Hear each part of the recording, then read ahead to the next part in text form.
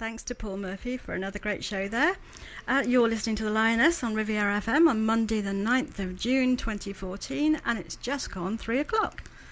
I hope you like that little musical mix I made for you to start the show. That's a fabulous rendition of Can't Touch This, and that was by the Posh Bird.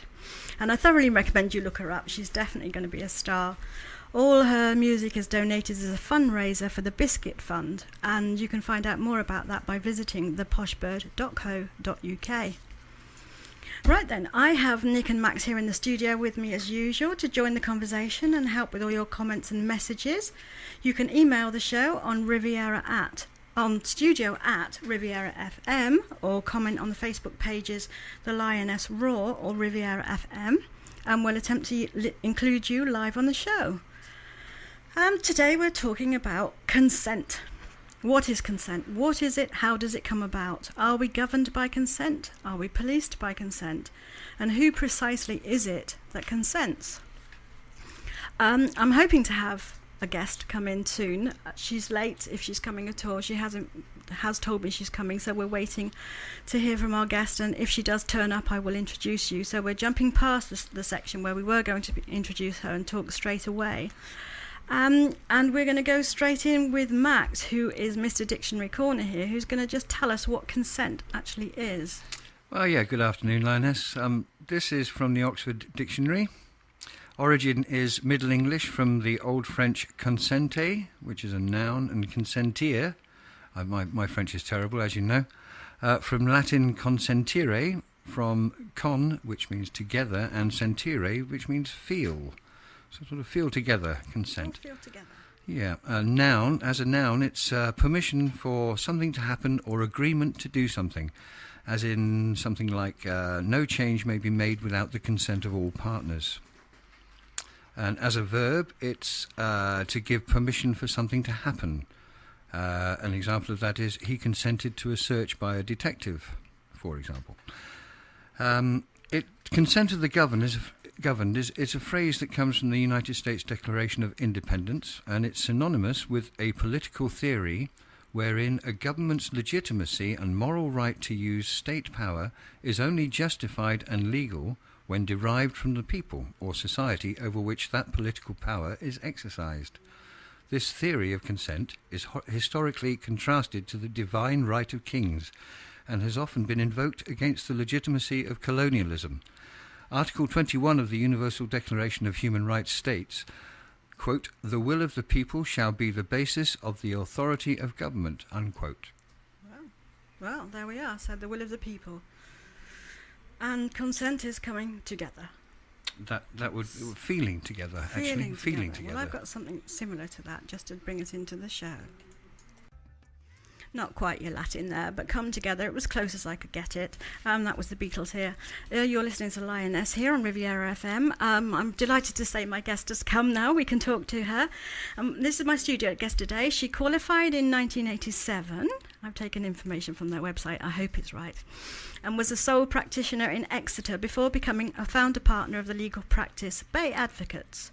She's a higher courts advocate, which entitles her to conduct matters in the Crown Court and above, a position usually the preserve of barristers. She has developed a reputation for going the extra mile for clients, achieving impressive results in the process.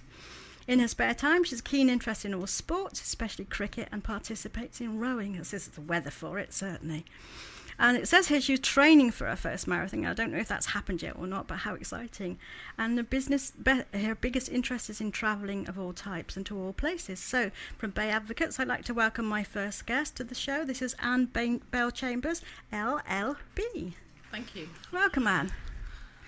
Right, so thank you for coming on such short notice, because we only spoke on Friday lunchtime, I think, so I do appreciate you coming in here, thank you. So yes, you missed our little introduction here, but we're talking today on the subject of consent. What is consent and what isn't consent? Are you happy if I ask for your sort of personal opinion on things? Are you happy to just dip in as Anne rather than Anne the lawyer in some cases? I'm Anne first, lawyer second. Good, so. good. We like that. Thank you very much. I like that. That's comfortable. Comforting too.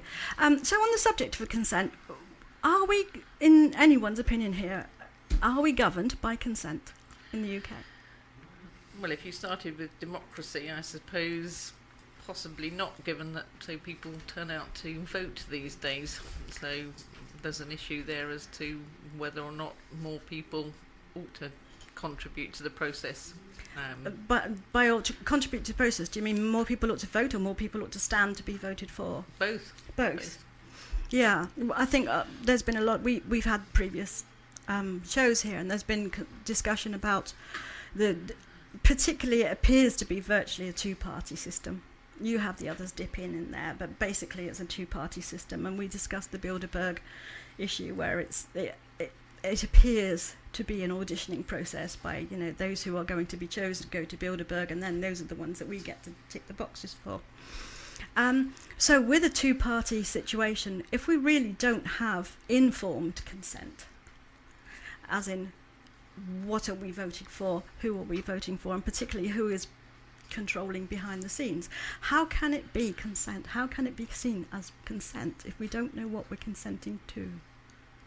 Well, I don't think it can be. We've got the issue at the moment that we're facing as criminal lawyers, and I think I'm going to disappoint those that I work with, because I can't remember the name, but he's a Conservative QC who's come out and said the changes that are being suggested by the government, which will mean the closure of most small practices like we currently run, Really? are being driven by the civil service. Well, we don't have any vote as far as they're concerned.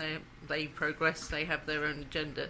They've decided they only want one sort of lawyer, not barristers and solicitors, and it's a Conservative Party QC who's come out and said it's not anybody's policy, it's actually driven by the civil service. Well, yes. I mean, do we remember the show Yes Minister back in the Absolutely, day? yes. I think we all know. And again, that takes us back to the democracy argument. And personally, this is just me personally, I think democracy is a horrendous idea.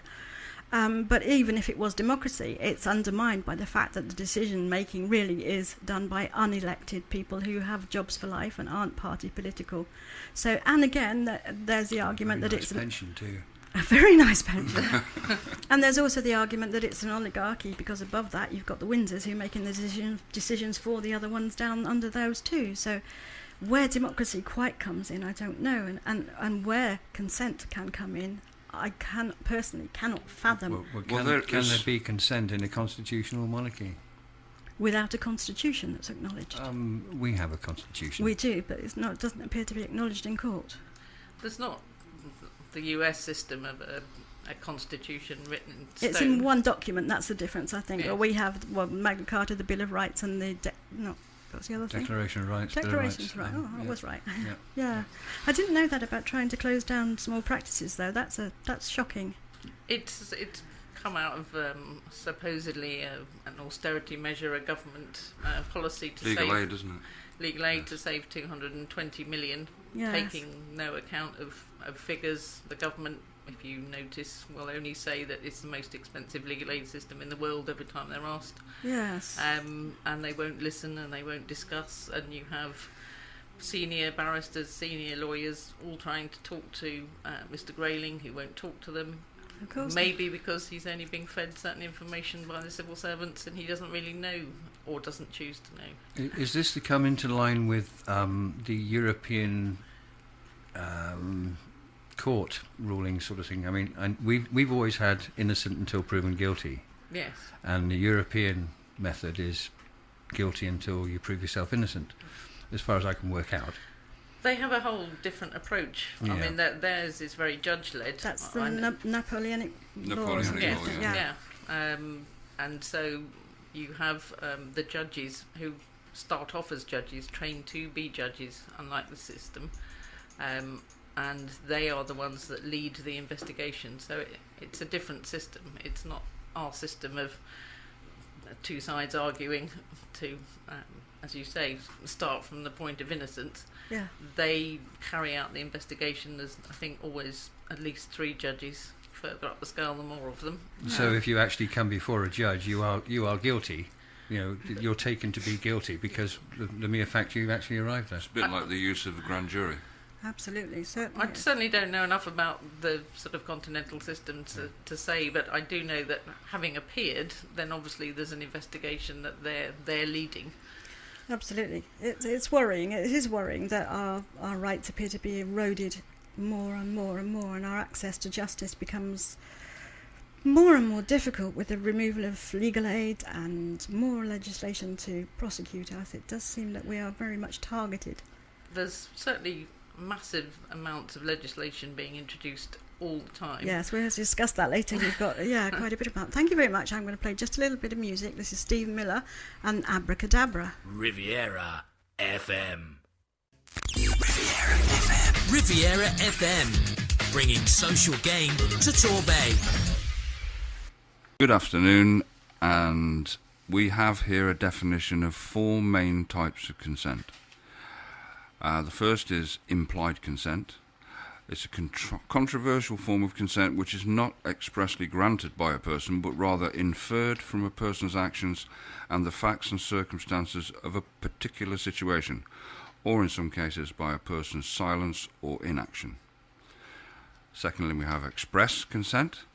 Is clearly and unmistakably stated rather than implied. It may be given in writing, by speech, or non-verbally, e.g. by clear gesture such as a nod. Non-written express consent cannot, not evidenced by witnesses, or an audio or video recording may be disputed if a party denies that it was given. And number 3 would be informed consent. In medicine, is consent given by a person who has clear appreciation and understanding of the facts, implications, and future consequences of an action. The term is also used in other contexts, permission granted in full knowledge of the possible consequences, typically that which is given by a patient to a doctor for treatment with knowledge of the possible risks and benefits. And then fourthly, there's unanimous consent or general consent by a group of several parties, for example an association, is consent given by all parties. Consent as understood in law may differ from the ordinary English language meaning. For example, a person under the age of consent may genuinely consent to a sexual act as understood in English, but that consent is not recognised as valid in law.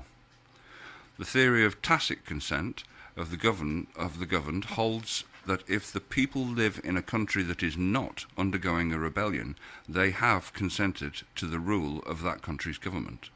Yet, when people do rebel, as has been seen many times in recent years on our streets, the police violently attack civilians, and if or when people like Boris Johnson and Theresa May get their way, they'll be attacking them with water cannon and rubber bullets.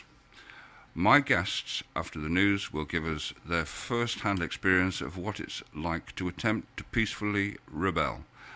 And on Friday, it was revealed that the government shuts down 2 e-petitions every day in a bid to stifle dissent. That's government's own words there. In a bid to stifle dissent, they shut down 2 e-petitions a day. Petitions to the government to not do something to them or about them or for them, and not stifle their voice, I suppose. So yeah, 4 types of consent we're talking about then: implied consent, express consent, informed consent, and unanimous consent. And that idea that the government holds that if people live in a country that's not undergoing a rebellion, they have consented to the rule of that government. How can that work then? How can that be consent? Well, when they introduce acts or statutes through Parliament, what they require going through Parliament to give it this assent or consent, as they call it, is for assent from the Queen, followed by consent from the House of Lords, and then consent from the commoners. Now, if the commoners were actually representative of the people of the island, then we may have a voice in this. But as it happens, how many of the people in the Commons are millionaires? Mm. They don't kind of fall into the normal commoner as you would accept it. A high percentage of public school boys and old Etonians as well, I believe. Oh. Bullingdon boys, yes. Yeah. Sorry, I've got hand signals going on here, really do confuse me. Yeah, and also the informed consent here, this that people coming into this country have consented to the rule of the government. That's correct. So if someone coming from another company was to emigrate to England, company, Britain, yes, I know, Freudian very slip. I do appropriate, apologise. but appropriate. then they do agree, don't they? They do sign a document, and I think they actually swear a declaration, don't they, to say that they will uphold the laws and they will be a good citizen, etc. here. So yes, if you are coming to a jurisdiction where you need to be aware of the laws and the rules and regulations, then you're agreeing to follow them. But if you're born here... You don't swear oath. No, and if you don't consent as an individual, who does? Because we were talking about, you were just saying there about the legislation's given royal assent, and Yes. it first goes through the Commons and then it goes through the Lords. That is consent of the monarch that legislation shall It's consent of the governors rather than the Exist. governed. Yes. governed. Yes, yeah. But also there's this I've lost my thread again. Retrack. Well, I suppose you've got the doors symbolically being closed on the monarch by a black rod knocks to symbolise Yes. that the Commons are the ones in control. Yes. But then you've got the issue of who are the people actually behind that door, purporting to represent the ordinary people. Yeah. If you're looking at extremes, I imagine that with the European votes, UKIP were the winners, if whatever that definition might be, Yeah. and yet they have nobody. Not that I support their views, but they have nobody in the House of Commons, Well- which seems to beg the question: how does that work? Well, none of us do. Nobody voted for this shower, did they? They got in by default, didn't they? Well, they 'Cause made they- themselves a unit in order to carry on. Yeah, exactly. Well, And Lib Dems really upset their supporters by doing that, and I can understand why. Not that I'm a supporter of anyone, I don't believe I need to be governed.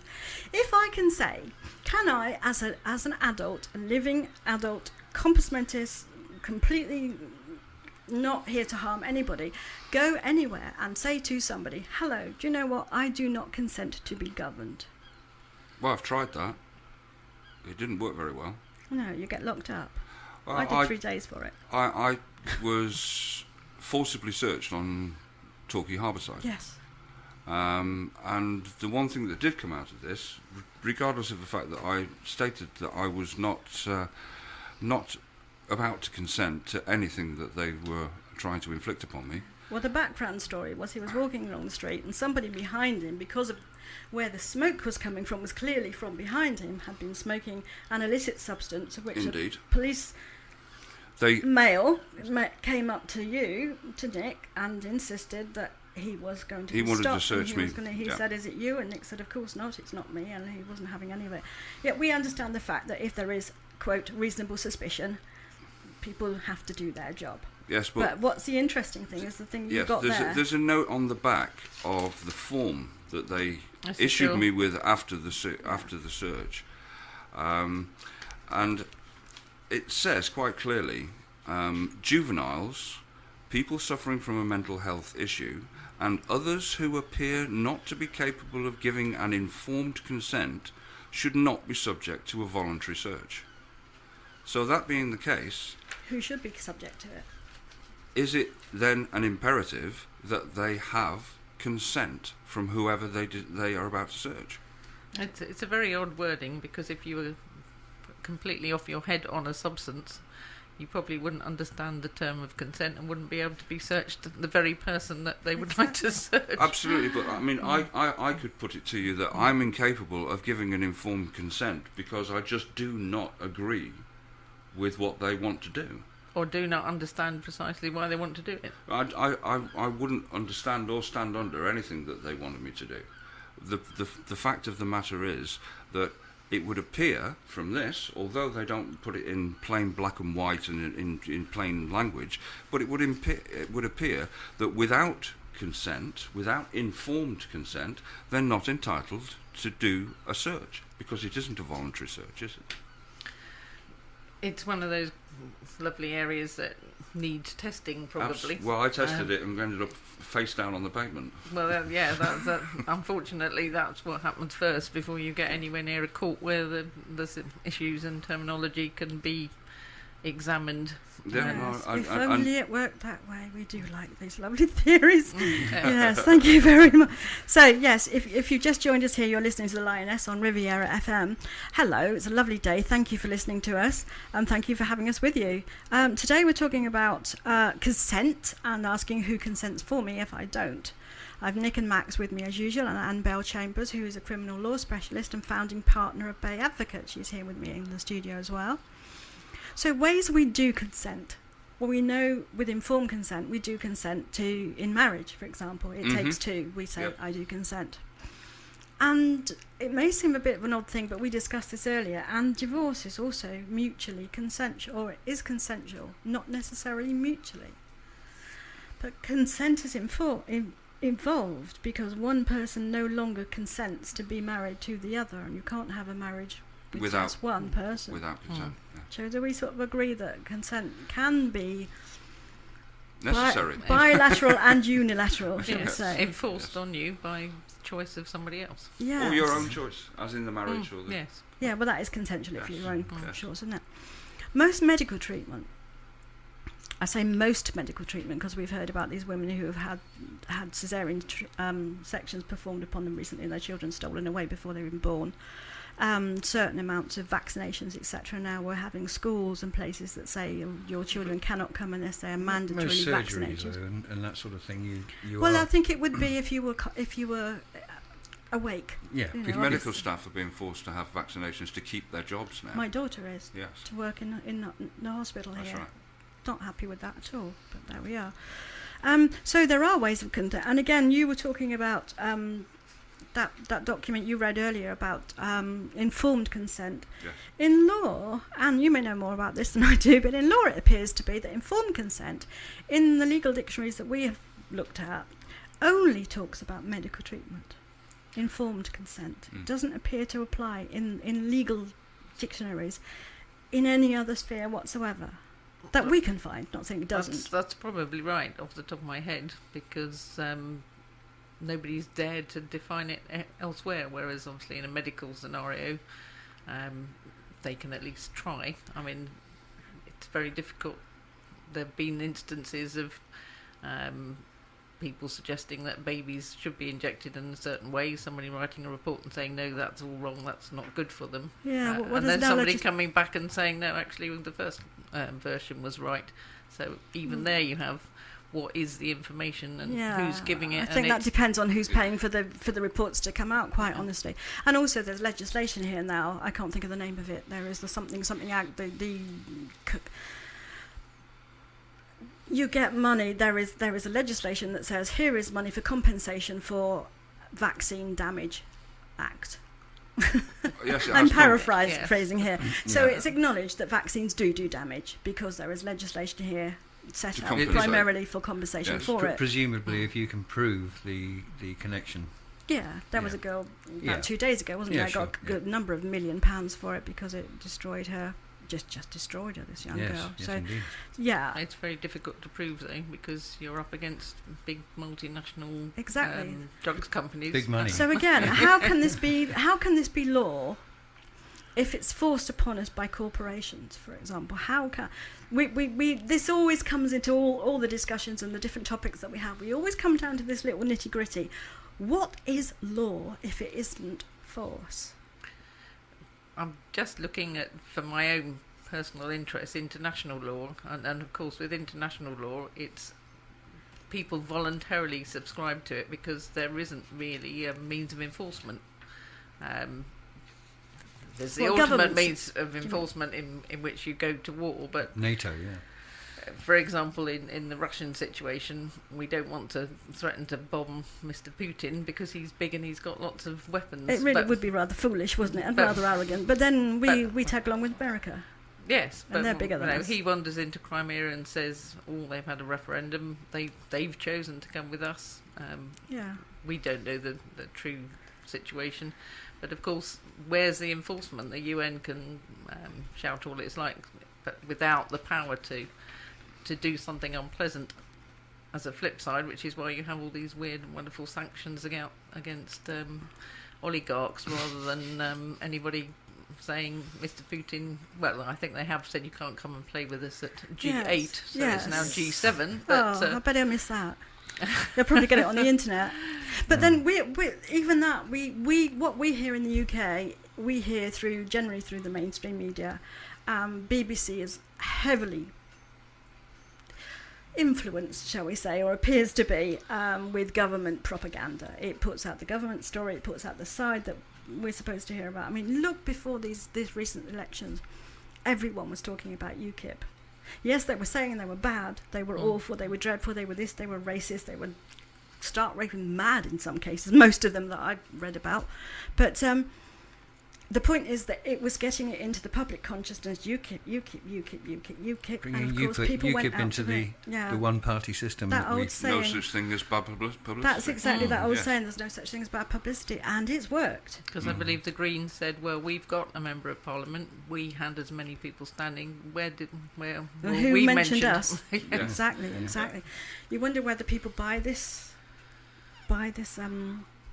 media coverage, or whether it's by design. I don't know. Anyway, but we're talking about consent, and again, ways we do consent. We consent in employment. You go into a job, you do the job, you know what your job description is, and if you breach that job description, you agree that you can be sacked for it, for example. Well, that's contract, isn't it? That's agreeing to provide Well, that's a the certain next thing I've got performance. here, business contracts. All business contracts are consensual, aren't they? Well, consent is a Must form be. of playing by the rules, I suppose, but then you come down to whose rules. Exactly, you do. Well, all laws are rules, Absolutely. but not all rules are laws. No. That came from my very first law degree. Well done. My very first tutorial. I also remembered, before you say you don't consent, establish that consent is required. That was quite difficult for me to get into my head, but now I bore people silly always saying that, because I think it's correct. So perhaps today we can establish if consent is required. So there are ways we don't consent. Well, force and the violent use of force. Fear or threat. Coercion. Coercion is what's that called? It's a something. There's a particular term for coercion. I think Max has got that, haven't you? Intimidation of a victim to compel the individual to do some act against his or her will by the use of psychological pressure, physical force, or threats. The practice of forcing another party to act in an involuntary manner by use of intimidation or threats, or some other form of pressure or force. These actions can include, but are not limited to, especially, as we've got a lawyer in the room, we like the word include, extortion, blackmail, torture, and threats to induce favours. In law, coercion is codified as a duress crime. That's the word I was looking for, duress crime. Thank you very much. Riviera FM, bringing social game to Torbay. Good Morning Judge by 10cc. We've been looking for some appropriate music here there, and we hope you like that. Now, this is Lioness here. I'm with Nick and Anne, and Nick and Anne. There, you've gone up and... sorry, Max, you've gone down one. We're talking here about consent on Riviera FM. Now, Home Office publication number 25060, dated 10th of December 2012, entitled Policing by Consent, says this. It should be noted that it refers, policing by consent being the it refers to the power of the police coming from the common consent of the public, as opposed to the power of the state. It does not mean the consent of an individual. No individual can choose to withdraw his or her consent from the police or from a law. Now, this is where I attempt to speak Latin. Ignorantia juris non excusat. Ignorance of the law does not excuse. Now, we have got here a document that shows how many legislations were passed this year. In this year to date, 2014, 1,758 pieces of legislation have been passed as of one day last week, when I took a print screen of the government's legislation list page. That's an average of 293 pieces of legislation per month, or 9.6 per day. Now, last year, that was an average of 339 pieces of legislation per month, or 11 pieces of legislation per day. And obviously, we're having the 9.6 per day. On top of that, there's not changes. We're just getting more and more and more of them. So, ignorance of the law does not excuse, or ignorance of the law excuses no one. That's a legal principle holding that a person who is unaware of a law may not escape liability for violating that law merely because he or she was unaware of its consent.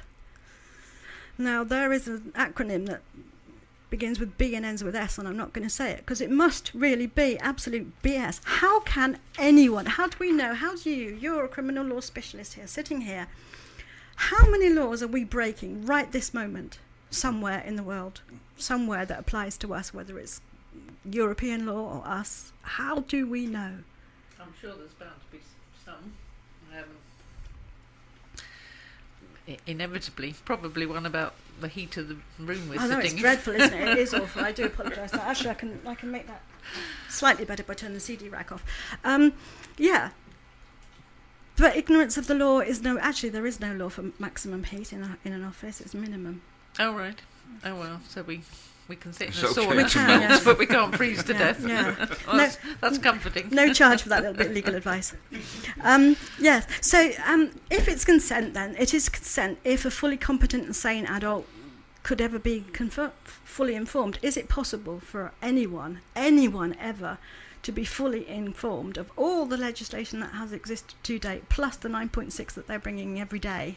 You used a word saying that ignorance and unaware, and ignorance to me infers awareness. It means ignorance. Exactly, you're ignoring. It's an active which thing. means- Despite the It's fact not a that you know. passive thing, it's an which active means that you're actually aware of it. So being unaware of a bit of legislation is not ignorance, to me. And it's also a moot point, I suppose, is how can anybody be aware of that amount of legislation, even people like me who are supposed to be? But could you possibly hold in your head as a human being every piece and every section, subsection and subsection of every piece of legislation that exists? Could you know? Of course not, because you're a human being, you've got other things in your head as well. Exactly. Your dinner conversation would be really something else. Wouldn't it? Nor should you actually need to. I mean, it would take up your whole life to even get close to understanding just a small percentage of it. So we're not here for that. We didn't arrive in this world to spend all our time looking at regulations that somebody else has written that we're supposed to live by. Yeah, this was my definition that I made up of government about 2 or 3 years ago. That government exists to punish people for not following rules they never agreed to follow in the first place. Yeah, that's not too far off the mark, I wouldn't have thought. And legal definitions also change. Now, legal definitions don't necessarily follow common usage, do they? And I know you were talking, Nick was talking the other day about Bill Clinton when he was being asked about the Monica Lewinsky Yes, that affair, was and hints on which definition of the word "is" you are using. And it does. It really does. And I think that's when you can be canny, and I think it's when you can be particularly Most of the legislation deceitful. and acts have got definitions written into them of most of the way that they see the words to be used. Well, very few definitions. There's a Definitions Act, isn't there? Interpretations, I think they call it rather. It's than interpretations. definitions. Yeah. Yeah, I've got it on my page here somewhere. But but they then do the change. interpretations are open to interpretation. Well, that's exactly it. It speaks Absolutely. volumes just calling it the interpretations, doesn't it?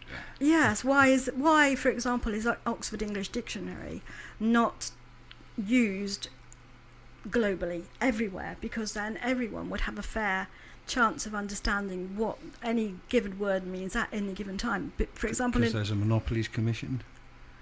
well, I don't know. oh, there's always one, isn't there? It's always you. Thank you so much for that. That really helps. But the definitions in legal dictionaries change too. If you look at previous versions and previous printings of words, Yeah, they have changed. I've got 9 editions of Blacks, and if you look at the definitions of one word in number 1 and the same word in number 9, there's very little similarity to the definition at all. So I think we can understand it does make sense that words are added to usage. Words are added to dictionaries all the time. I mean, the word chav, I would imagine, is in pretty much every dictionary. I doubt it's in a legal dictionary, but I imagine it's in now. It's common usage, but 15 years ago, possibly, it would never have been heard of. So, yes, we do add to our vocabulary, and we do also lose words that we don't use anymore. And change the meaning of them. Change the definitions. In a legal sense, is law not supposed to be a fixed entity? Are we not supposed to know how it works? We have a system whereby common law has an effect, so obviously it's evolving to some extent all the time as people bring up different scenarios. For example, in a domestic violence situation where you're not to contact anyone directly or indirectly, if you're dealing with somebody young, they will be told that includes social media, Twitter, and they can string off a whole list depending on how savvy they are, which usually only goes as far as Twitter and Facebook, because that's what most people over about 30 are aware of, not all the others. But I mean, nobody would have been mentioning social media, nobody would have known what it was 15 years ago. No, fair enough, but do they actually need to mention that? If they say that you are not to communicate with in any way, would that not just encompass it? Do they have to be specific? I think because therein lies loopholes, doesn't it? Like you say, there are things that can be left out if you start to make a list. It's never going to be complete. In some scenarios, they're trying to be helpful to spell it out to somebody who perhaps doesn't realise that would be deemed to be communication. They're thinking, again, you come down to an interpretation of what something means. That's right. Communication to some people is just talking to them, whereas other people would assume that would be writing a letter. Now people expanding it to Facebooking them, Skyping them, using all sorts of other media, not just a simple picking up the telephone and ringing them up or sticking a letter through their door. So in some instances it's meant to be helpful, but of course interpretations can lead you astray if you do start to put in you shall not use this and this, because there's so many other well, you didn't actually mention so and so I've done that. So that's fine. And then you didn't mention carrier pigeon, so then somebody like me comes along and says, well, actually he's not in breach of that because you didn't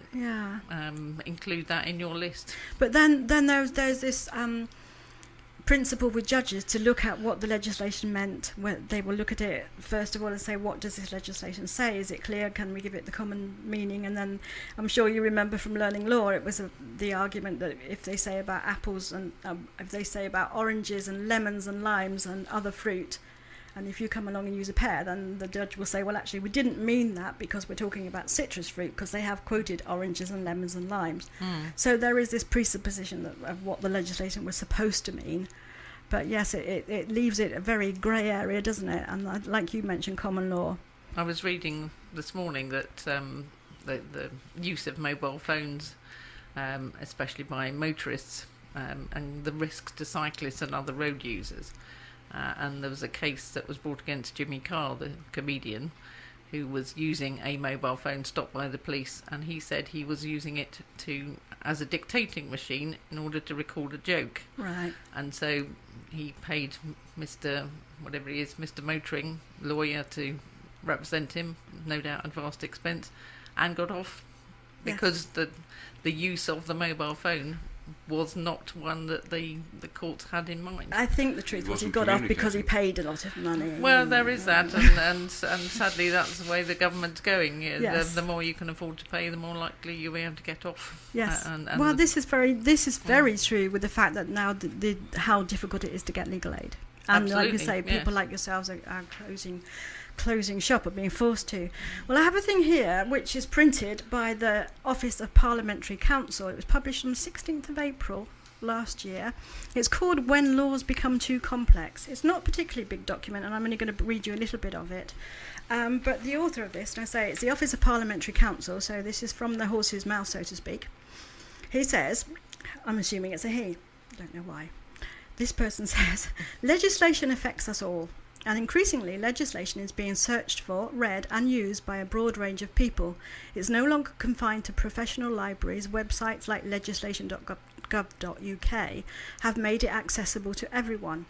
So the digital age has made it easier for people to find the law of the land, but once they've found it, they may be baffled. The law is regarded by its users, which I find an interesting word, as intricate and intimidating.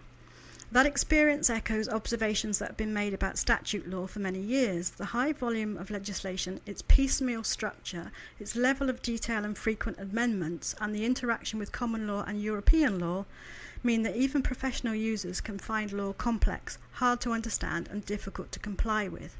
It obstructs good government. It undermines the rule of law. He says, I believe that we need to establish a sense of shared accountability within and beyond government for the quality of what, perhaps misleadingly, we call our statute book, and to promote a shared professional pride in it. In doing so, we hope to create confidence amongst users that legislation is for them.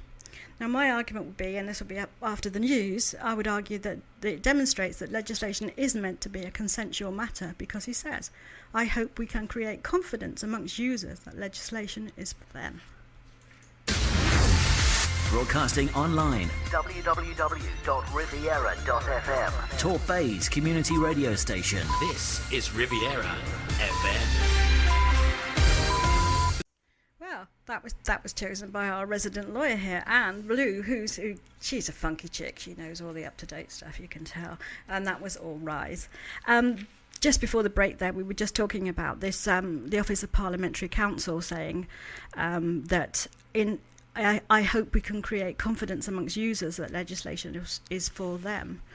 And the question is, let me ask our criminal lawyer specialist here. And who owns me? Well, nobody owns you, I would hope. But you're horribly regulated by masked bodies that have been created by people in power. Yeah, masked or masked? Both, probably. Yes, I think so. What was your expression the other day about? Yes, consent is the mask behind which evil hides. I rather like that. I've got a Viva Vendetta feel about it, hasn't it? Yeah. It just came to me one day. Well, masked and masked. So effectively, there is this theoretical idea of the social contract. People say you can't just dip out of laws. You can't dip out of law. And I agree. You can't dip out of law. You can't go about hurting someone. You can't go about stealing from someone. You know the things where there is a genuine victim. Crime. Causing harm. Exactly. But I say crime is failing to fill in a form for the police. That's a criminal matter. How it not doing something taking your children criminal. on holiday during the school term. How can it possibly be criminal? But they've codified it as crime. But I say they. It's horrible having to say this them and us, but it seems to be more them and us. Maybe we should say big society. Psychopaths with the help in of Westminster, our corporate parents we could say. Yeah, but so if nobody owns me, and I think it's accepted that nobody could own me because that would be slavery. Yes. If nobody owns me, who? Let's have some real names here, because it can only be individuals. There is no such thing as a corporation, because it's still people who run it. If they didn't exist, the corporation wouldn't exist. So if nobody owns me, who has a higher authority over me than me? How does that come about? By consent. And on that stony silence. Yes, by consent, isn't it? They assume that consent using the machinations that they have put in place, and that assumed consent is what they're using all the time to so-called keep us in place. But it can't be assumed consent, because when we make it clear and we express that we don't consent, it happens anyway. Yes, but that doesn't. You can say what you like to somebody who has been common purpose to the degree that they're not actually listening to what is coming out of your mouth. Does not compute. Yeah, absolutely. I suppose if you start off as a child, your parents don't own you, but they, to some extent, control you.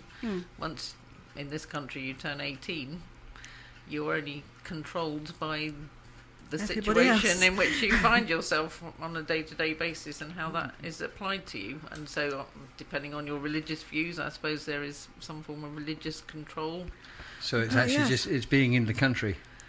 It's being in the world, isn't it? The world has control over most people. There is a hierarchy. Even if you take a tribe in the Amazon jungle, they need to work together and have some sort of structure. And if they don't have structure, so you're talking of structure being represented by some form of rules. I mean, I happen to think... But those rules are about, again, harming someone or taking something from them. They're not about something ridiculously abstract, as many of these legislations are. I mean, they... and they're not about commerce. No, I have a QC of my acquaintance who said there should be a ministry for unintended consequences. Yes, Ministry for Common Sense could be next door, I think. But well, I wondered whether we should start a common sense party, because a lot of what I imagine people see in Nigel Farage is just them speaking with a pint and a cigarette Yes. He doesn't look like all the rest. It may be that Exactly. you don't disagree with him, but at least he looks... Perhaps he's picking up what used to be the old Labour voters who wanted someone who actually sounded like he talked in their language. Yes, I imagine. Oh, God help them then. Poor Well,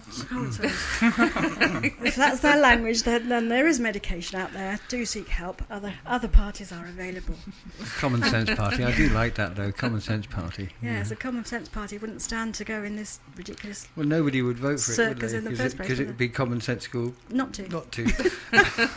So it appears to me there's this thing that we hear about in courts, we hear about on mainstream media, we hear politicians talk about it, and they talk about this social contract.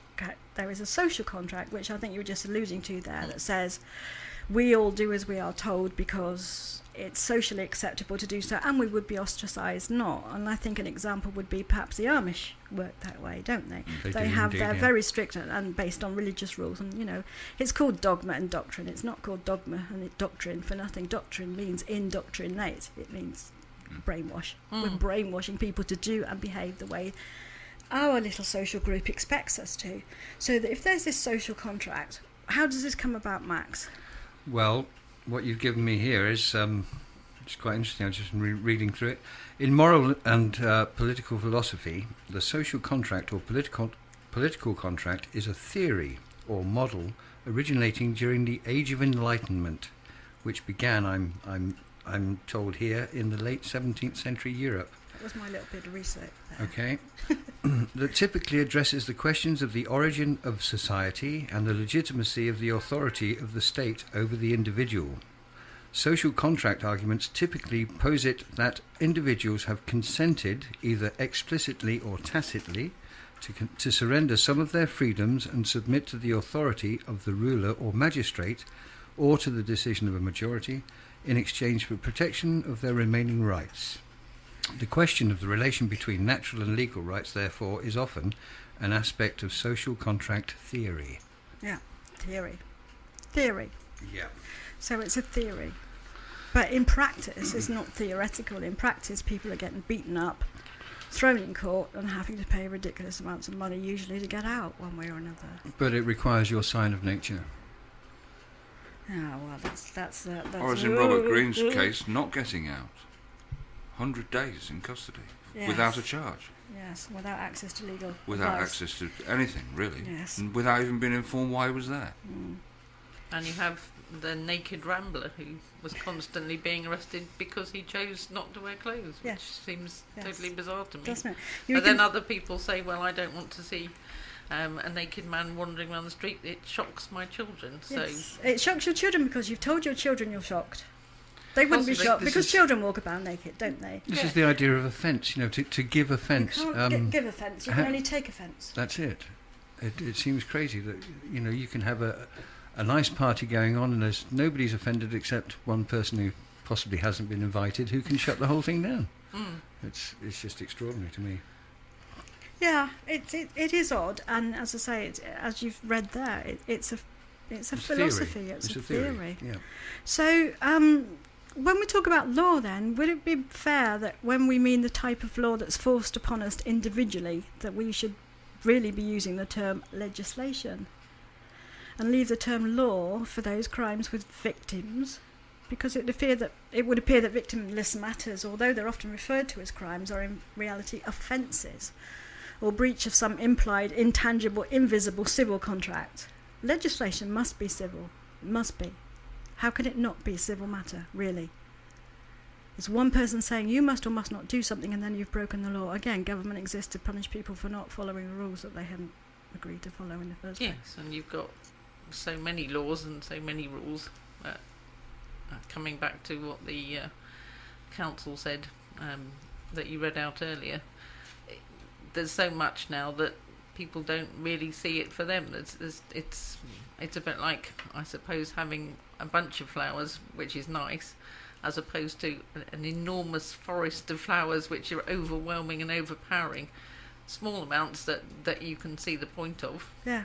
are beneficial to you. I imagine, coming back to before the Age of Enlightenment, I was reading once about how the sort of nation states of Europe built up, and effectively it was might is right, and you force. followed somebody because they protected you, so you agreed to go along with what they were suggesting, so you didn't get beaten up. Well, as it ever is now, isn't it? We know we're America light, aren't we? We do what the big guys say, because you don't want to be on the wrong side of America, do you? Really? You keep saying it's force, but you use a different term, don't you? Well, it's violence, really. It's force. Force is what you can use against violence. Right. Right. If somebody comes at you violently, then you can use force to stop them. Mm. That's the way I see it. If you actually go out to get someone, you're being violent. You're not using force. You're being violent. And you can use the force. The person who's being attacked can use force to protect themselves. Somebody's using force for good is somebody else is being violent. Yes. Well, this is where the police fall back on this reasonable force. We used reasonable force because we had reasonable suspicion. What they're going to tell you is that they're about to hit you. Yes. They're going to hurt you. If you don't comply, and because they're telling you they're going to use reasonable force, you are going to consent to that. All right? Yeah, absolutely. That's the way. Yes. Yeah.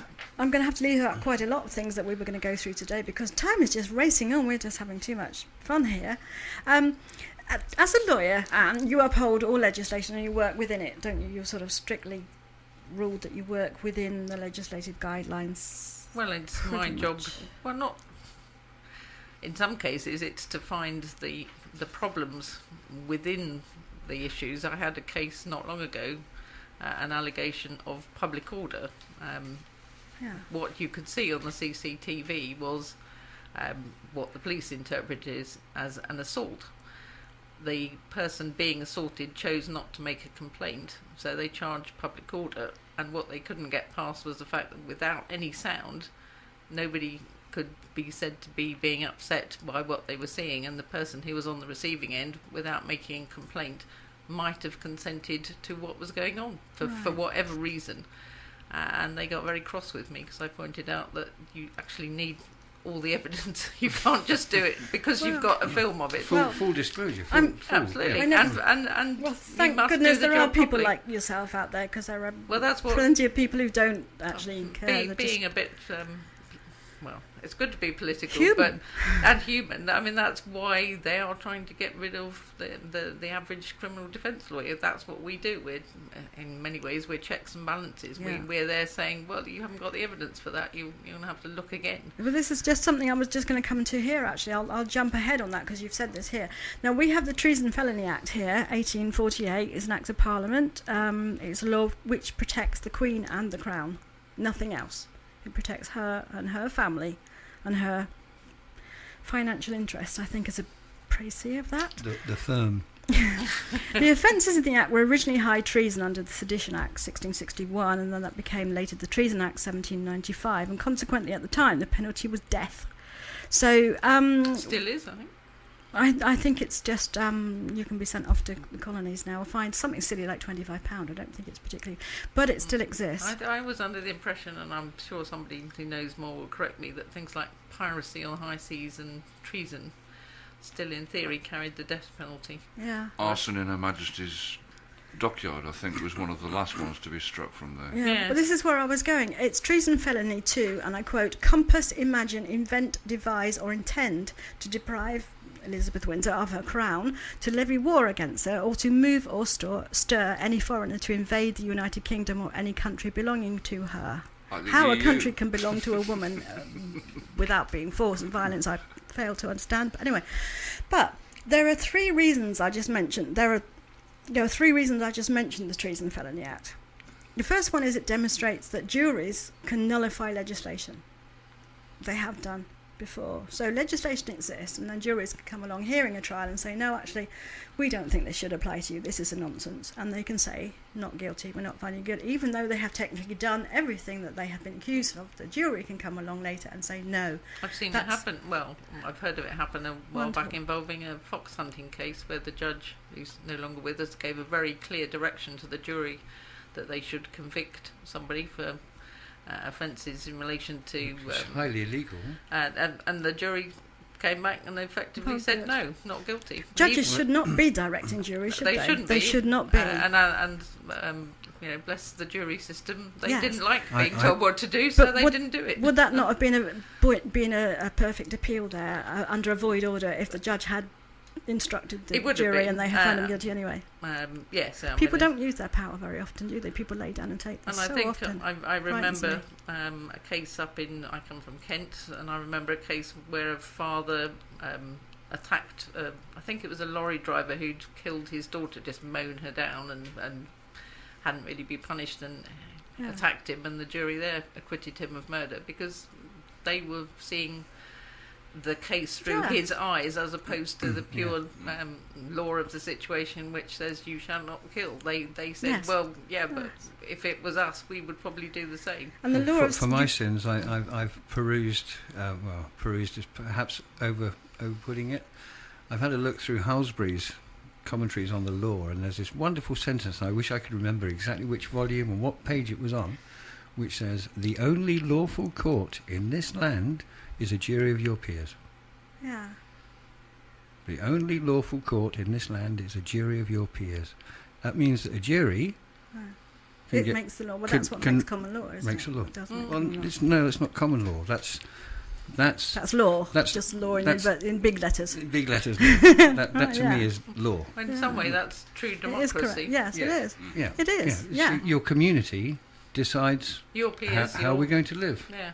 They say whether they think that's a sensible course of action or not. Absolutely. Well, the second reason I mentioned the Treason and Felony Act is that the third clause in this, to move or stir any foreigner to invade the United Kingdom or any other country belonging to Elizabeth Windsor, surely that was breached by Edward Heath in the 70s when he gave away the UK sovereignty to Europe. Surely that was treason, in accordance with the Treason and Felony Act, was it not? It's a difficult one, isn't it? Because how much have you given it away? We've given away our laws and rights, so what else have they got? They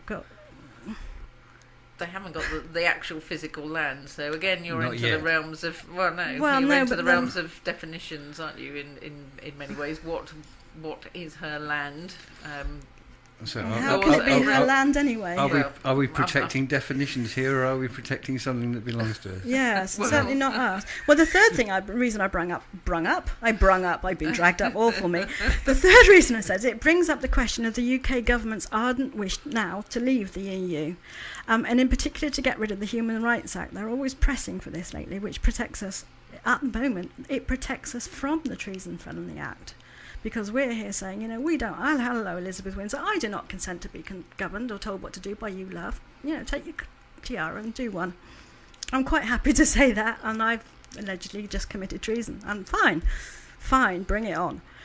But at the moment, the Human Rights Act would protect me, allegedly, from that. So when that goes, at the moment that's a higher law than the UK's own domestic legislation, and our legislation has to become in alignment with the UK laws. Presumably that will come back into effect again, the Treason and Felony Act. For that law to be superior to our own, then treason must have been committed because power has been handed to a foreign agency. Ooh, I like the way you think. That is a good argument, it's a logical isn't conclusion. it? Oh, we like that. Oh, thank you very much, mister. Well, I'm going to play a little bit of music, and after that I'm going to come back with my next guest. This is for the sweet-talking woman in the studio. Riviera FM, bringing social game to Torbay. Hello, it's a lovely sunny Torbay too. We're roasting in here. You're listening to the Lioness on Riviera FM. Today we're talking about consent and asking who consents for me if I don't. And I have Nick and Max in the studio, and I'm delighted to say Anne Bellchambers, who's a criminal law specialist and founder partner of Bay Advocates, hasn't run away. She's still here, bless her. Sweet talking woman there, she is. That was a yellow, in case you didn't guess. Now, a prominent anti-globalist activist last May claimed his career was in ruins after he was cleared of raping a woman at the protest camp outside St Paul's Cathedral. He was accused of raping a fellow protester at the protest camp, as I say, outside St Paul's Cathedral, on two separate occasions, a week apart. The jury returned from a formal not guilty verdicts at the Old Bailey following the high-profile 8-day trial. He was alleged to have raped the fellow protester, with whom he was in a casual sexual relationship, inside her tent as they took part in the Occupy London protest in January 2012. On one occasion, the jury's been told he attacked her while she had passed out drunk. On another occasion, he was accused of using a ligature to throttle the woman whilst he forced her to perform a sex act upon him. He was acquitted after compelling evidence that the allegations were malicious and fabricated, and they were presented at his trial. That evidence, including social media comments and messages between the two which established a timeline of the actual events, completely contradicted the woman's claims. Speaking outside the court, he said, 12 months of my life have been on hold. I've not eaten, I've not slept. Now, the Daily Mail can be quoted as saying, Blackman, this is my guest, Blackman, Mr. Blackman, apparently acted as the leader and spokesman for Anonymous UK, who they say is the British wing of the global internet hacking group that carries out cyber attacks on capitalist targets and governments. My guest is keen to highlight the Daily Mail's coverage of this case and the City of London Police for what he describes as their vigorous pursuit of a completely without substance case. And he told me last week when I was planning this show, the biggest factor regarding consent for me is how can anyone consent to be policed by the police services of the UK when they're clearly policing on two different levels with a law for the poor and seemingly a different law for the rich. So on that note, please welcome my second guest here today, Mr. Malcolm Blackman. Thank you, Lioness. It's lovely to be on the show. Hello, how are you? How are you doing? Very well. It's a bit wet and windy up here at Fastlane, but it's very, very well I'm doing. Wonderful. Now, the Daily Mail and the City of London Police identified you as being part of Anonymous and the Occupy movement. Now, do you think that played any part in what happened to you? Oh, absolutely. I mean, it's as plain as the nose on your face that they vigorously pursued, completely without substance allegations, simply because I was not a leading light at Occupy, but I was very much on the front line of Occupy. And, as part of the Anonymous UK ground movement, we drew a lot of attention, a lot of press. And during my time there, I did a lot of research into the City of London and, the sort of secret dealings and the completely, sometimes illegal actions that they take. So I believe that once I started naming sponsors of St Paul's and how the City of London has very much dominated and controlled St Paul's and is completely in charge of St Paul's, I think, I became a target and they did really, really come after me. Right. You said they acted illegally. In what way would you? What would you mean by that? I'm sorry. Could you repeat that? Yeah, you say that the police often acted illegally. What do you mean by that? Not the police. The Corporation City of London. I mean, as we all know, any corporation must produce on request its ledgers and its accounts, its books. The Corporation City of London is a state of its own and will not reveal its books at all.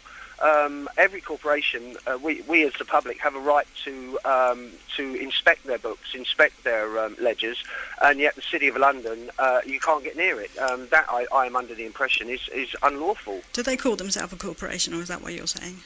Well, the City of London Corporation is very much like the state of Washington, D.C. The City of London, as you know, is a sovereign state of its own and has its own private police force. That's what I mean. Do they say they're a corporation in accordance with the normal UK corporation rules, or have they not got their own rules, therefore they're not obliged to comply with yours?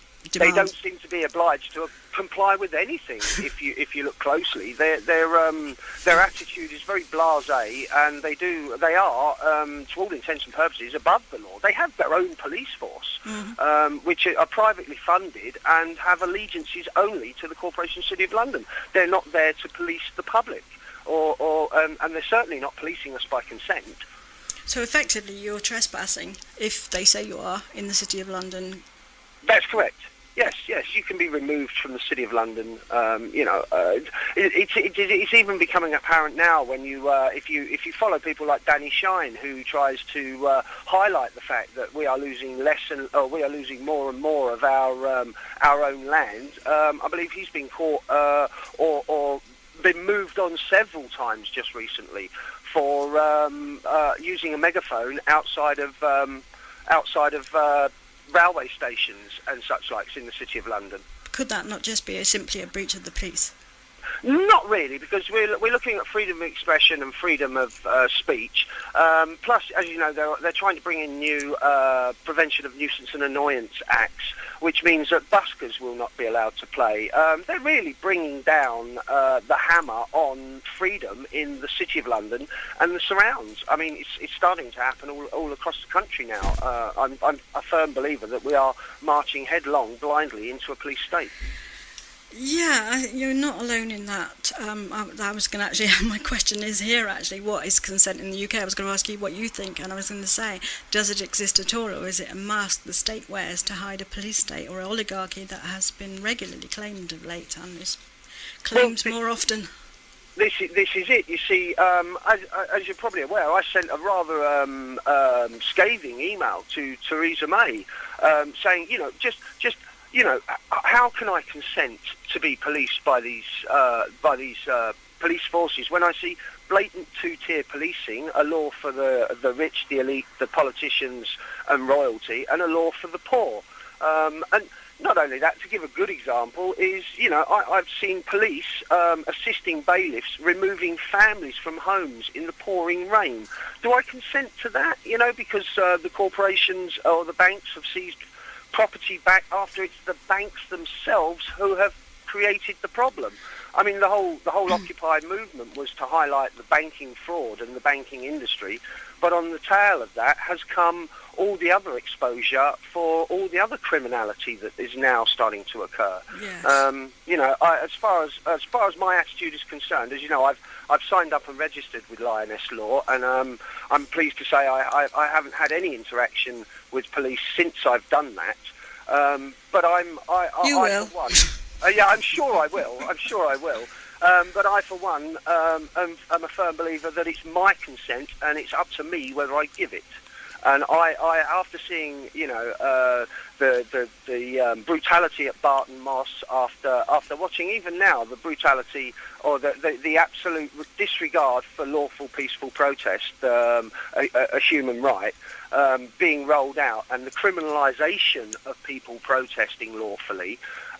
This is, it's becoming just a little bit too much like the fact that we as the United Kingdom declare openly that we are a democracy and freedom of speech. This is the land of the free, almost as America. But whereas if you look very, very carefully, we consulted about nothing with regard to changes in policy or changes in things that are going on. One of my pet hates is the water cannon, the German heavy armour that's coming over to anti-personnel armour. And the rubber bullets. Don't forget the rubber bullets there. And the tear gas. I mean, Boris Johnson and Theresa May, between them, have managed to do everything that Hitler failed to do. He wanted to put German heavy armour on our mainland and rule by dictatorship. They're bringing in German Wasserwaffen 9000 water cannons. And they say it's for riot control, where it's actually been proven that they would be inadequate and ineffective in any kind of riot situation. They will be used on lawful, peaceful protest, and the system will be that the lawful large gatherings, maybe 10,000 or so, will be agitated, will be kettled, will be provoked. If people don't follow the lead of Occupy London, in which there was absolutely no resistance or no retaliation to the police's heavy-handed first night, you'll find that the police will be continuing to up their robust policing. I've heard Theresa May say on many occasions, and Bernard Hogan, the Met Police Commissioner, both say that we are policed by consent in this country. Well, I want proof of that. And to do that, you must withdraw your consent, which I've done. I cannot stand by and consent and remain silenced while homeless populations have their possessions and blankets snatched on the streets of Croydon by the UK Police Service.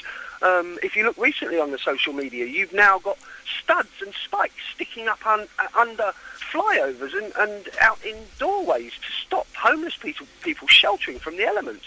It's madness. I can't consent to this, and I won't consent to this. So you dissent on ethical grounds? On ethical grounds, yeah. I mean, I would gladly consent to be policed. Some years back, in fact, just as Occupy was on, I believe you'll find a video on YouTube somewhere where I'm praising the British police force for their professionalism, their courage under fire. They've been shot at a few times, their dedication to duty. They were one of the most admired police forces in the world. Now, I retract that statement wholeheartedly, 100%. They are thugs. They have employed psychopaths, as far as I'm concerned. I've seen brutality at a level that should be assigned to a dictatorial regime in the Far East. It's abysmal behaviour, and I think it's about time the public united and said no. However, having said that, I am wondering if it is a plan by the government to demonise the police. As you know, the police are facing. The Police Federation faced a scathing attack from Theresa May the other day, and everyone cheered. But I, as far as I'm concerned, I want to see the British Bobby back on the beat. I want to see Dixon of Doc Green style. And in fact, if I really wanted to push it, I would make them salute again, salute the public, because they are public servants, and I've. Are they? Well, do you have proof of this? This is quite often a statement that they say about local council, they say about government, they say police. They say they are public servants and they should be protecting and serving the public. Where does it actually say that? I think that's a common misconception. Do you? Yes, I do. I don't like saying it, but I think it is. I'm under the impression it rolls back to common law, where if you are employed by a government, or for a public duty, then you are officially a public servant. You are there to serve the public, not to oppress them, not to dictate to them, and not to badger, harass, and fit them up, which is another one that's really beginning to annoy me, because I'm now seeing an awful lot more of the manipulation of the law. For instance, if you saw the Teagate scandal at Barton Moss with Dr. Stephen Pears, it was a blatant effort to remove a videographer from who's acting lawfully. We have a lawful right in this country to film in public spaces, and if a police officer happens to be in that public space performing his duty, we have a lawful right to film that. So, I have evidence on my YouTube channel of a police officer shoving Dr. Stephen Pears away, saying, away with that. Now, what does he mean by with that? He means with that video camera. Get away from me with that video camera while I'm breaking the law. Because he's clearly, the officers can clearly be seen using overzealous and unjustifiable and unreasonable force on a protector who's up against the fence saying, I'm not resisting, and he's clearly not resisting. I'd just like to remind my guests here in the studio, please feel free to join in this conversation, because it's very interesting. It is, it certainly. They really don't like to say it, but they're not using force. What they're using is violence. And hello, Malcolm. Yes, they are. Hello. That's Nick, by the way. Hi, Nick. Yeah, and it's just interesting the way that you say that you don't consent to these behaviours. And now I think it was last week, it was very recently, I've just read it, some newspaper was talking about that the police are now saying that they're not going to go out and police on the streets unless they can get back and collaborate on their stories afterwards within a certain amount of time. This is armed police, isn't it? Oh, this is the armed police story, yes, I read that. I find that extremely disturbing, that they refuse to do their job unless they can go back and collaborate. Some might call that conspiracy. Exactly. This is exactly the point. The whole point of taking statements from any individual or interviewing any individual is to take that statement while it's fresh, not 48 hours later, and before they've had a chance to communicate those facts to anyone else. What's your view of that, Anne, if we just ask our resident solicitor here? What's your view of that? Well, I'm thinking of Hillsborough, where, of course, the collusion was what led to the Liverpool fans being blamed for the death of the many people that were killed, because they all clubbed together afterwards and then decided what time things happened and who did what. Exactly. My other concern, echoing what you're saying, and I only know of Devon and Cornwall, is that most of the reception areas of police stations are being shut down, so the public isn't going to be able to just wander into a police station and talk to the police authority, Yes. albeit about sort of simple things, but it keeps the interaction going. And if you start to distance the police force from the public, then there's all sorts of problems that can follow from that. I think that's true of an argument too with government officials to a large degree. If you are connected with the people around you, you are not going to enforce corrupted legislation. You are not going to force violence on people that you know that you're going to pass in the street, that you say hello to, your mum has tea with. If you've got face-to-face interaction with people you know, you are likely to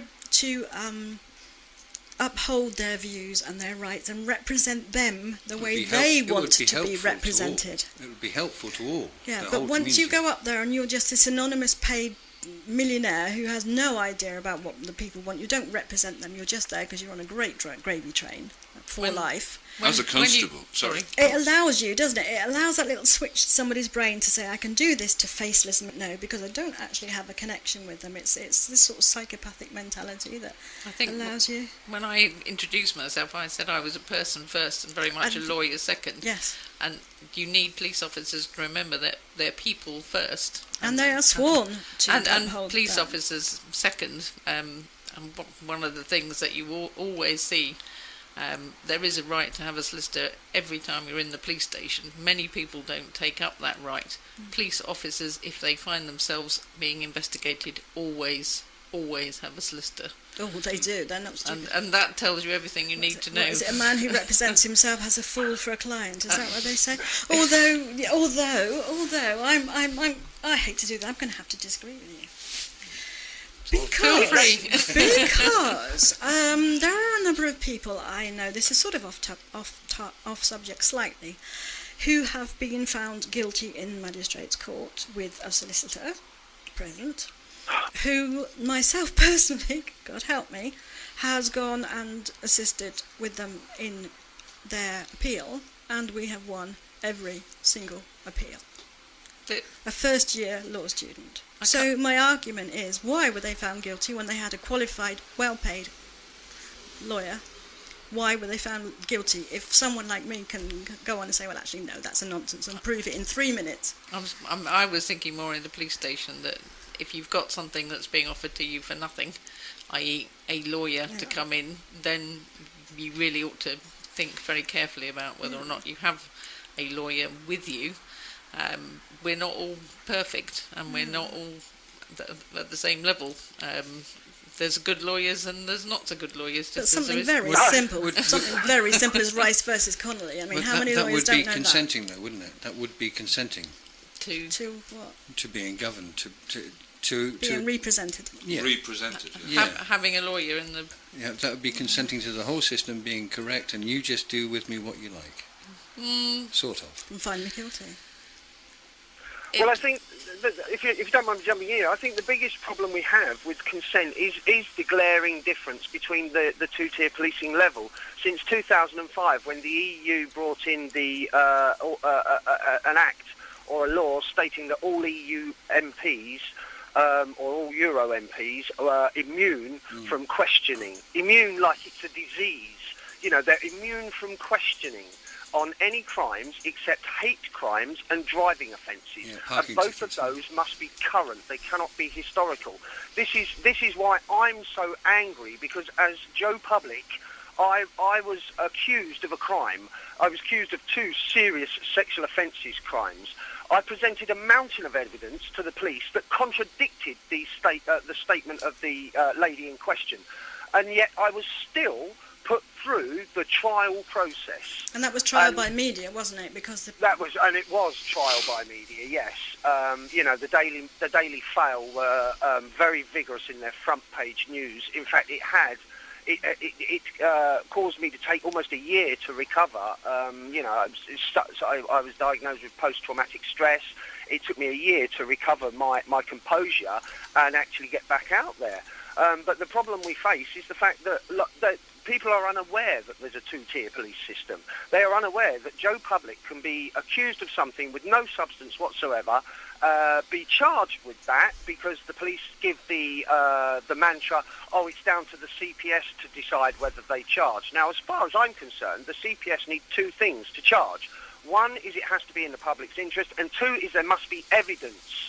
If there is no evidence, you should not be. But as far as I was concerned, my case when I was in, I didn't think I needed a lawyer. I was like, oh, this is no further action. I'll just show them the truth, and they'll.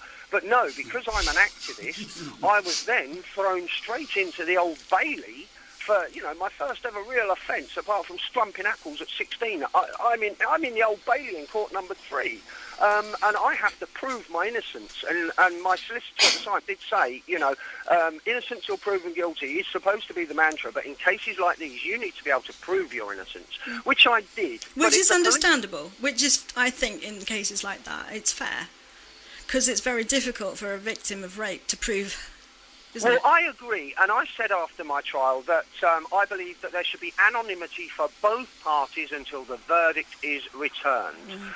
Because my life, obviously I have my family to consider, I had my friends, and it's surprising how many of my activist friends who claim to be awake to the New World Order swallowed the media spin and the city's take on it. Reading the front page of the Daily Mail, they'd already made up their minds. But yet, when it came to my defence 3 or 4 days into the trial, there was no one in the public gallery. Nobody got to hear the truth, because they'd all just stayed for the first 3 days, the explosive sensationalism, and they go, oh, well, he must be guilty. And when? So when my defence was delivered, there was only a handful of people in the court that heard the truth, and luckily enough, 12 of those were jurors. And the good thing about that is 12 people that don't know me, that had no bias whatsoever, made up their minds and said, return not guilty verdicts. Yeah. It was an obvious thing to do. But if that can be done to me, then surely we can take a politician. I've been reading on the internet recently, it's all over the internet, about Leon Britton. I've been following Bill Maloney's claims with his survivor, his child abuse survivor, Andrew, who claims that he was shackled to a bed and forced to film, the murder of a child by Sidney Cook, who, as we know, is in cahoots. But we have this systematic, institutionalised paedophilia in our parliament, and the police cannot even question these people. So we're going to discuss that next week in our show. How can this not be a two-tier police system? How can I consent to this? Unless the law is fair and just and for everybody, then I want out. I do not have any faith in the police force anymore, simply because of just watching their investigations get closed down and slowly pushed away. They give us tidbits on the television about celebrities in the hope that we will stop asking questions about this list of politicians and the royal establishment. Well, I'm not going to shut up, because what I am living proof of a two-tier police system, a policing system and a trial system for the poor, and a policing system for the rich. Actual knowledge is really hard to get rid of, isn't it? If you have actual knowledge of something, it's very hard to express it to someone else as well, if they haven't experienced it. Yes, it is. As far as I'm concerned, what I went through, Leon Britton should go through. If he should, there should be no difference between me and him. But look at me, I'm an activist, and they did their level best to put me away for this. They had no cause to follow it, and really it was just to discredit me, to smear my name, and to smear the name of Occupy London and Anonymous UK. It was to demonise and discredit, and it's manipulated so that the police can say, oh, it's down to the CPS, and then my barrister said, and the police said, oh, well, we do this because it has to be put in front. Cases like these have to be put in front of a jury to decide, so we can be seen to be looking sympathetic to the victim. Well, why is that not the case with the politicians? Why is that not the case? Because as far as I'm concerned, if I can be put through, and it is a harrowing ordeal, it really is a harrowing ordeal. If I could be put through that as a member of the public, Joe Public, then I expect all the people we vote into offices, in civic offices and as public, to be able to go through the same system and the police manipulate it, or the government especially, interference with the laws. A lot of honest coppers out there I've spoken to, they know what's going on, but their hands are tied. They've changed the laws, so the police have no lawful requirement or no lawful duty and no powers to actually question these people. So if you can't question them, you can't investigate them. If you can't investigate them, you can't come to a conclusion. If you can't come to a conclusion, you can't prosecute them. And this is how it works. You see people like Caroline Lucas being arrested at protests and being charged in magistrates' courts. It's not. It's unacceptable for heinous crimes through allegations not to be investigated simply because someone is an MP or they are royalty. Because let's face it, Bill Maloney's right. This goes an awful long way up. There is a lot of documentation from the Haute de Guerre. Well, I'm going to have to stop you there, because we will be discussing that next week, actually, on the next show, which I'll introduce in a minute. I want to thank you so much. We're running out of time, unfortunately. Today has just flown by. It's just been astounding. Thank you very much. That was Malcolm Blackman. I'm going to play a little music now, and then we're going to have to wind it up, I'm afraid. Thank you, Malcolm. No, you're very welcome. Thank you for having me on. You take care now. Bye. Bye-bye now. That was the KLF featuring Tammy Wynette, Justified and Ancient. We're hoping that perhaps applies to our legal system. Well, what a debate that was. Thank you. It's astounding stuff and such fun. And sadly, that's all we've got time to work for this week. I'd like to thank my wonderful guests, Nick and Mac again. Mac? Again? I did that once before, didn't I? Yeah. Got someone else's teeth in. Nick and Mac's in the studio. And Bellchambers from Bay Advocates, who's been an absolute star, and I do hope that I haven't frightened you off, and perhaps you'll come back again one day. No, I don't feel too mauled by the Lioness. Well, yes, I'm lulling you into a full sense of maybe security. And Malcolm Blackman on the phone, obviously, who we've just spoken to. We've been talking about consent. And I also have to say to my faithful fuzzy little friend here, Pixie, who's wandering around, who's always with us on the shows and is no trouble at all. She does all this research, you know. You may not realise. That's why it's so dogmatic. That makes sense. Next week's subject will be a rather controversial one, and it comes with a warning that this may trigger. If you have issues here, this may trigger you, and I am warning because I do know what happens. It's entitled The Paedophile Connection, and we'll be asking why all the cover-ups. And again, I must warn you, this may trigger. Now, if you'd like to take part in the show by phone or in person, you can email the studio on studio@riviera.fm or message me on my Facebook page, The Lioness Raw, that's RAW, or on the Riviera FM Facebook page. Next up now, we've got the 5 o'clock news, followed by Eddie Falcon and his 50s Hot Wax Show. I've been the Lioness. You've been wonderful.